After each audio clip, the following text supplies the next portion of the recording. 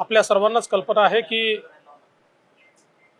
स्वप्नील लोणकर MPSCचे विद्यार्थी यांची अतिशय दुर्दैवी अशा प्रकारची आत्महत्या झाली आणि त्यानंतर विरोधी पक्षनेते प्रवीण दरेकर त्यांच्या घरी भेटायला गेले होते आणि एकूणच त्यांच्या घरची सगळी काळजी इतक्या मोठ्या प्रमाणात कर्ज उरावर आहे आणि हाताशी आलेला मुलगा आता नाही, ही सगळी परिस्थिती पाहता तात्काळ त्या ठिकाणी प्रवीण दरेकरांनी निर्णय केला की आपण त्यांचं कर्ज जे आहे ते फेडलं पाहिजे आणि त्या दृष्टीने त्यांनी पुढाकार घेतला।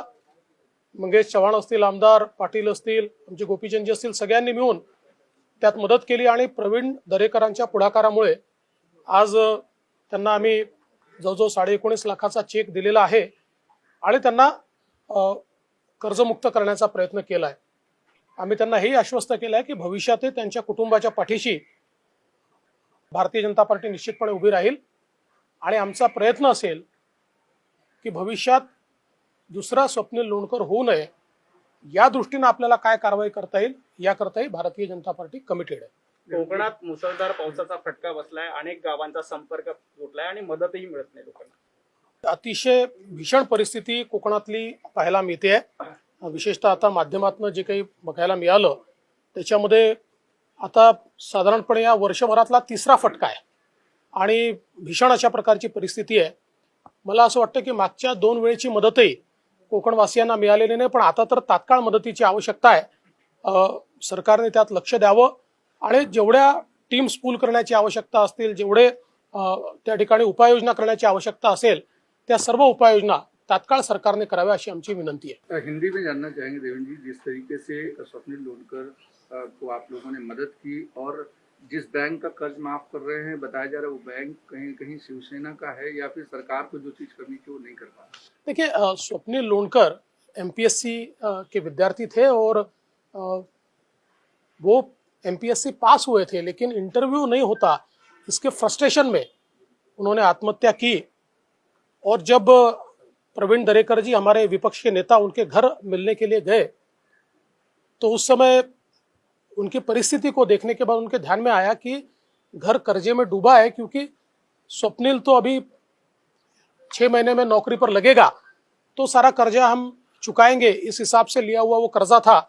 और इसलिए वही उन्होंने ये निर्णय किया और हमारे कुछ और लोगों को साथ में लेकर आज उनके पिताजी को 19.5 लाख का चेक ये सौंपा हुआ है, उनको कर्जे से मुक्त करने की कोशिश की है।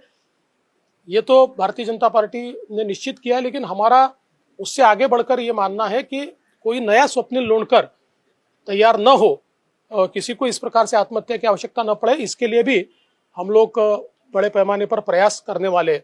जहाँ तक पथसंस्था का संबंध है, अब किस पार्टी से संबंध है वगैरह ये कहकर मैं उसको कोई रंग नहीं देना चाहता। ये जरूर होता कि अगर पथसंस्था के लोग भी थोड़ी मदद करते तो शायद ये बोझा कम होता, लेकिन ठीक है, कोई उसमें हमारा प्रॉब्लम नहीं है। निश्चित रूप से मैं दरेकर जी का बहुत बहुत अभिनंदन करना चाहता हूँ। महाराष्ट्र में जिस तरीके से बाढ़ की परिस्थिति है, खासकर कई जिले बुरी तरीके से प्रभावित हैं, उसको देखिए, विशेष रूप से कोकण में बहुत बड़े पैमाने पर बारिश के कारण बाढ़ की परिस्थिति है, बहुत नुकसान हो रहा है और पिछले 1 साल में कोकण के ऊपर एक प्रकार से तीसरा आघात है। तीसरी बार इस प्रकार की परिस्थिति कोकण में हो रही है। पिछले 2 बार भी कोकण को ठीक से मदद नहीं मिल पाई है।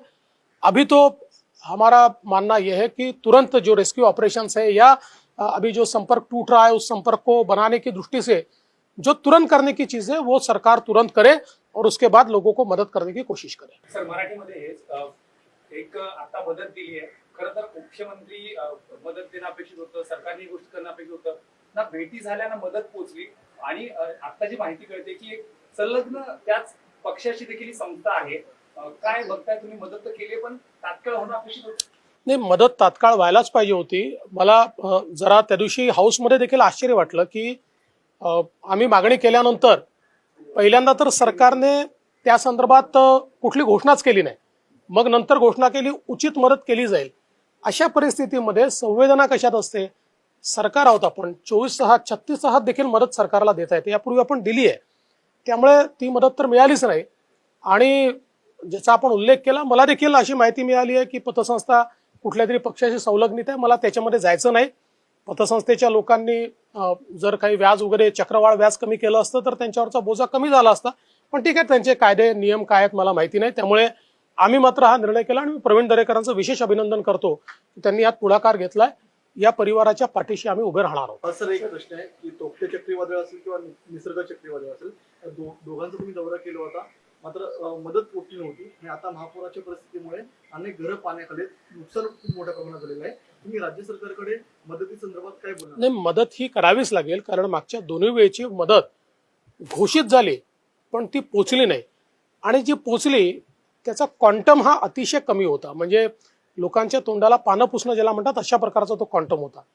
आता आमची अपेक्षा एवढीच आहे की सरकारने ही परिस्थिती समजून घ्यावी, कारण एका विभागावर एका वर्षामध्ये 3 संकट आल्यानंतर लोकांची परिस्थिती काय असेल हे समजून सरकारने मदत केली पाहिजे, अशी आमची मागणी आहे आणि आम्ही ती लावून धरू. सर, विजय कुमार समिति ने जो रिकमेंडेशन दी है कि जगदीश शिवान की तकरीबन 1000 कार्यों की जांच की जाए, ये देखिए, इसमें से 650 कार्यों की जांच जब हमारी सरकार थी उसी समय हमने दे दिए थे. विशेष रूप से एक बात आप देखेंगे तो 2 चीजें इसमें ध्यान में देने लायक है. पहली चीज ये है कि इसके सारे अधिकार जिला स्तर पर थे. इसमें ये एक योजना ऐसी थी जिसका प्रमुख जिलाधिकारी थे और जिलाधिकारी के अंडर 7 डिपार्टमेंट थे और 7 अलग अलग डिपार्टमेंट ने ये सारा काम किया हुआ है. और ये सारे छोटे काम है. अगर आप एवरेज कॉस्ट देखेंगे तो 1 लाख या 1.25 लाख के ये काम है. तो मुझे लगता है कि जांच हो जाए, क्या प्रॉब्लेम आहे. माध्यमातूनच काल जो काही विजय कुमार समितीचा अहवाल या ठिकाणी समोर आलेला आहे, एकूण 6.5 लाख कामांपैकी 950 कामांची त्या ठिकाणी ओपन इन्क्वायरी होणार आहे. या 950 पैकी 650 कामांची इन्क्वायरी आमच्या काळातच आम्ही त्या ठिकाणी ऑर्डर केली होती. त्याच्यापेक्षा जास्त अजून 300-350 कामांची इन्क्वायरी या ठिकाणी होते. मुळात जलयुक्त शिवार ही योजना अशी होती की ज्या योजनेमध्ये कलेक्टर, जिल्हाधिकारी यांना सगळे अधिकार देण्यात आले होते. जिल्हाधिकाऱ्यांच्या अंतर्गत 7 डिपार्टमेंटचे लोकल अधिकारी हे जिल्हाधिकाऱ्यांच्या अंतर्गत होते. म्हणजे पैसेही जिल्हाधिकारी कार्यालयाला जायचे, त्याचं डिस्बर्समेंटही तिथनंच व्हायचं. आणि या 7 वेगवेगळ्या, म्हणजे कृषी विभाग असेल, जलसंधारण विभाग असेल, ग्रामविकास विभाग असेल, लघु पाटबंधारे असेल, जिल्हा परिषदा असतील, अशा 7 विभागांमध्ये वेगवेगळ्या हे काम व्हायचं. त्यामुळे या संदर्भात जी काही चौकशी करायची असेल सरकारने निश्चितपणे ती करावी. कारण आम्ही देखील, मी स्वतः हाऊसमध्ये सांगितलं होतं की 650 तक्रारी आमच्याकडे आहेत आणि त्याची आम्ही चौकशी करणार आहोत. आणि मला असं वाटतं की 6.5 लाख कामांमध्ये 950 कामांची तक्रार किंवा त्या संदर्भातली चौकशी ती होऊ नये हे तर खरं आहे. पण मला असं वाटतं की साधारण आपले स्टँडर्ड्स पाहिल्यानंतर मला असं वाटतं की ती फार मोठी नाहीये. तथापि तेवढ्याही चुका होऊ नयेत या मताचा मी आहे. त्यामुळे कुठे जर चूक झाली असेल तर त्याची चौकशी करायला काही अडचणच नाही.